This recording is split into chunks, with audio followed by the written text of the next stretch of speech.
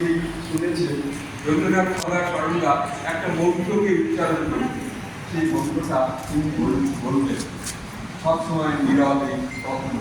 সেই মন্ত্রটি হচ্ছে, হে সুপ্রকাশ তুমি আমার মধ্যে প্রকাশ হও, হে সুপ্রকাশ তুমি আমার মধ্যে প্রকাশ হও। তো আমাদের কবি, সাহিত্যিক, শিল্পী সকলে যদি এই মন্ত্র উচ্চারণ করেন তাহলে আপনাদের মধ্যেও আরো নতুন গানের ভাবনা, কবিতা প্রকাশ হবে।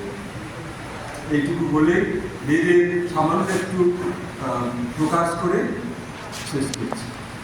সত্য রূপেতেই আছে সকল কাজ, জ্ঞান রূপে তার কিছু অগোচর নাই। দেশির কাজে তিনি অন্তরিক অরম্য, তিনি ব্রহ্ম, তিনি পরম ব্রহ্ম।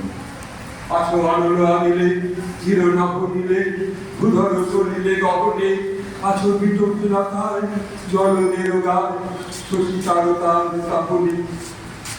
তুমি বিশ্ব বিপদ ভান্তা, এসে নারায়ণ দিয়া পন্থা, তমসী চরণ নিয়ে যাত্রা। মত্ত বাসনা চাই তুমি নির্মল করো মঙ্গল করো।